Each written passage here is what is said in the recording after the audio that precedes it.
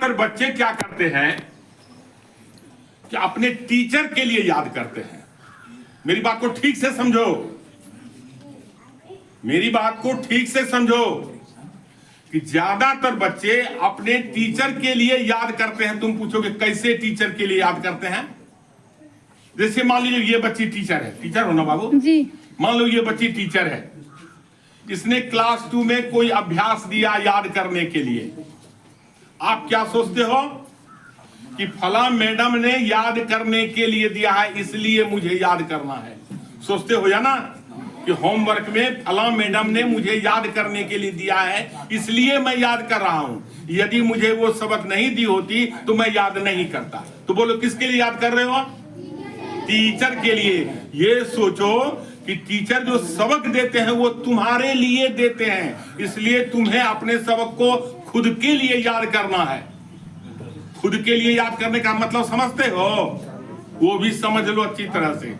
ऐसा सबक जिसे हम याद करते हैं वो आज भी मेरे दिमाग में है, कल भी मेरे दिमाग में रहेगा, परसों भी मेरे दिमाग में रहेगा, उसके अगले दिन भी मेरे दिमाग में रहेगा, यानी ताउम्र मेरी जिंदगी में याद रहेगा।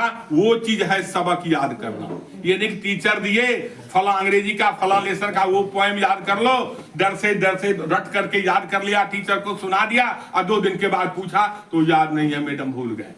ये याद नहीं है। और मुझे पूरा यकीन है कि आपके स्कूल में, मैं तो बहुत समय अरसे से देख रहा हूं, 2-4 टीचर तो पुराने हैं ही, और जितनी भी नई बच्चियां आई है मेरी तो बेटी समान ही है, बेटी क्या मैं पोती समान कह सकता हूं, सारी हैं। तो उन लोगों ने तुम लोगों के साथ जो व्यवहार किया है बिल्कुल पुत्रवत व्यवहार किया है, पितृवत व्यवहार किया है। क्यों ऐसा जानते हो? तुम सारे जितने बच्चे हो, मान लो संख्या में 100 हो, 200 हो, तो इन 200 माता पिताओं के अरमानों का पालन कर रही है ये शिक्षक और शिक्षिकाएं, और इनकी ये जिम्मेवारी है जिसका निर्वहन ये लोग बखूबी कर रहे हैं। बच्चों तुम लोगों को भी बहुत विलंब हो गया, तो याद रखना मेरी वो बातें। परीक्षा के लिए क्या करना है? तो परीक्षा तुम अपने लिए दो, खुद के लिए पता लगाओ कि तुम कहां हो उस विषय में।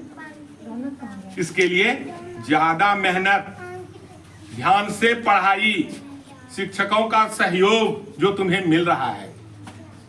तो बस इन्हीं सब बातों के साथ